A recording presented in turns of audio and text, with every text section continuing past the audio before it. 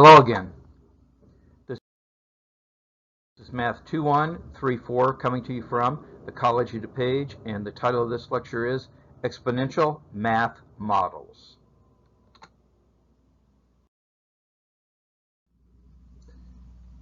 We've talked about exponential functions, and exponential growth is often modeled by q as a function of t is equal to q0 e to the kt. So that means when you put 0 in, that's e to the 0, so that's q0, that's how much is there at time 0, the population, and then it grows very fast. And if we take that equation, q0 e to the kt, and take the derivative of that, as you know, you can factor the q0 out because that's a constant. The derivative of this by the chain rule is k, q0 e to the kt, so it's k q of t. So that means that the derivative is a constant times the amount of the quantity, and that means that the derivative, the rate of change, is directly proportional to the amount of the quantity.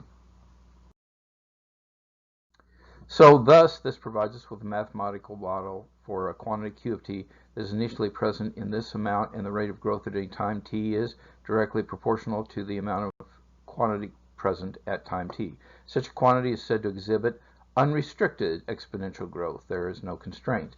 And the constant k of proportionality is called the growth constant. Interest earned on fixed deposits when compounded continuously exhibits this kind of growth, and others examples will also be discussed. And in fact, in your textbook in my math lab, they talk about solving differential equations, and they say if you have a differential equation that looks like this, it's going to be solved this way.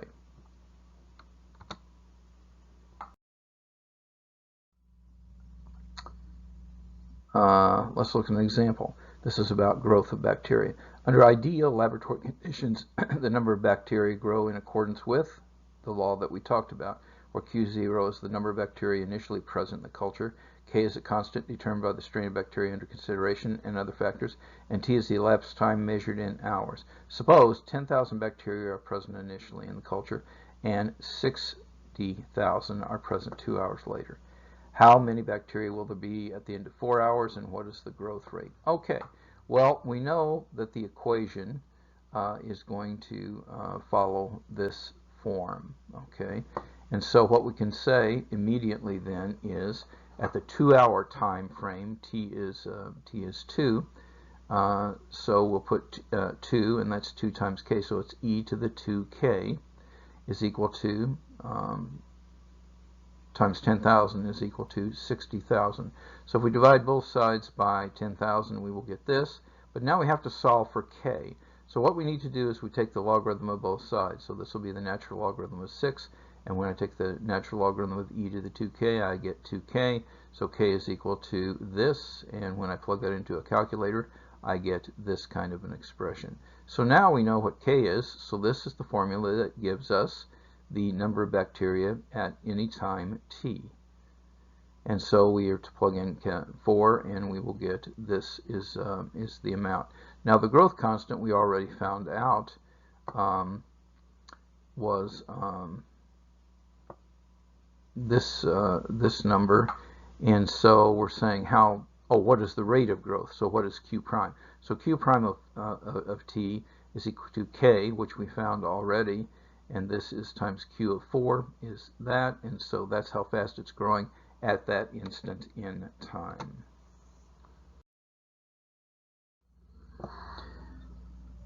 In addition to exponential growth, we can talk about exponential decay, and this follows the form q of t is equal to q0, a constant e to the minus kt, so it really drops off.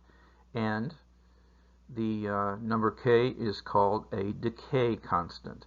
And if we think about what happens here, then the derivative is going to be minus k q of t. Let's look at an example of that then. Radioactive substances decay exponentially, so they follow that model. For example, the amount of radium present at any time t is given by that law. That's the law we just discussed.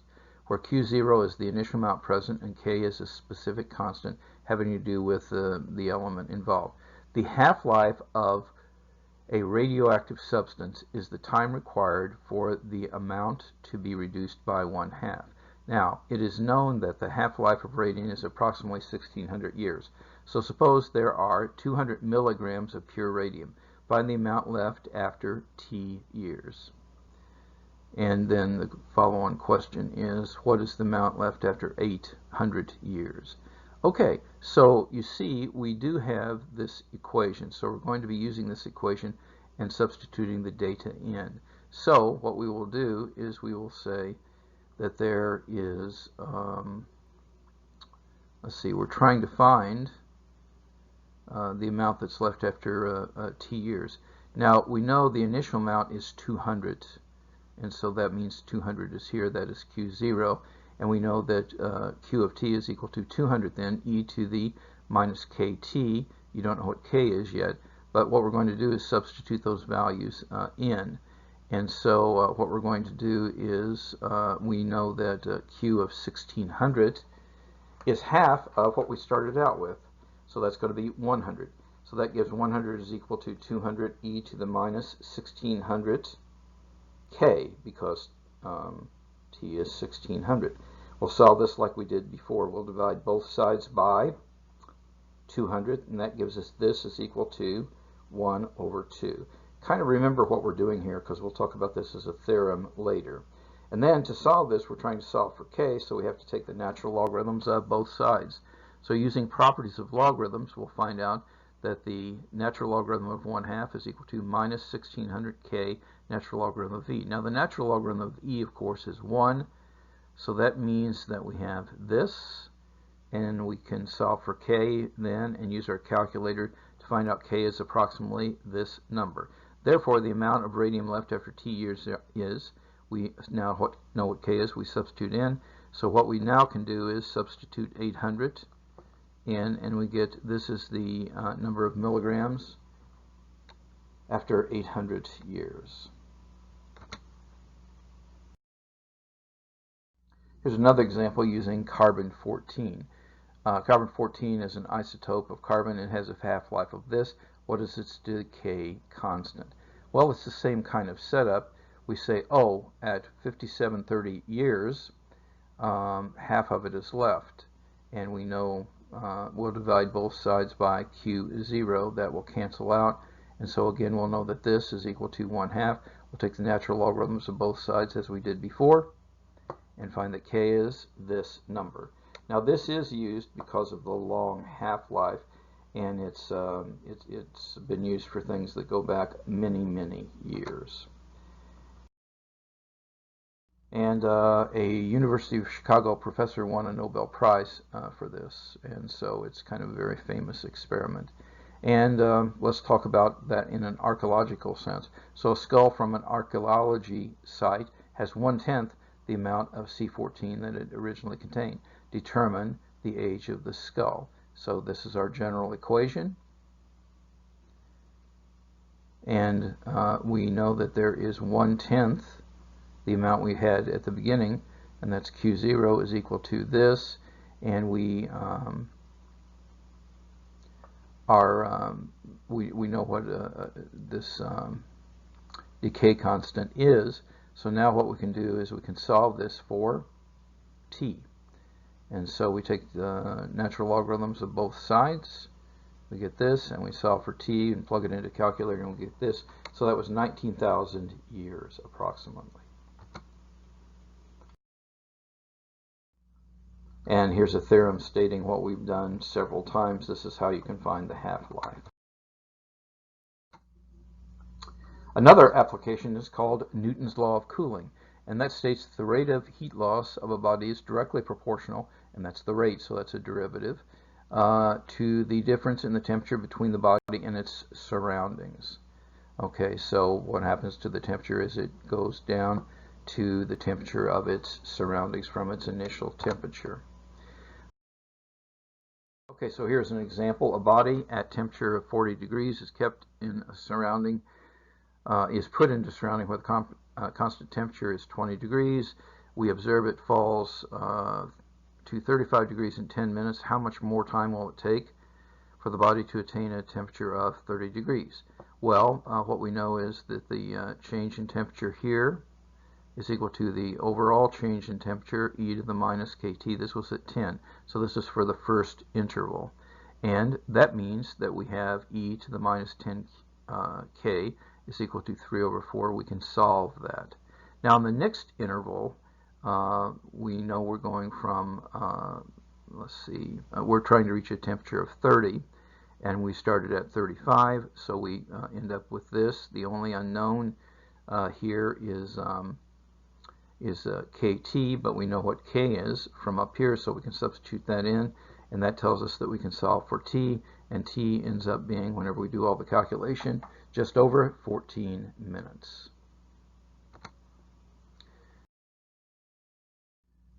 Another example is called learning curves.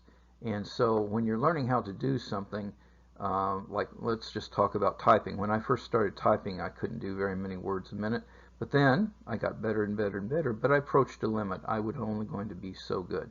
So this is what's called a learning curve, and this looks like the accomplishment is c minus a e to the minus t. So those are the learning things, and there is a constant, and that's the maximum amount that you actually could, let's say, type. And this, again, is typical of workers that are engaged in highly repetitive work, like typing. This is the differential equation that governs it, but the equation, again, is going to look like this.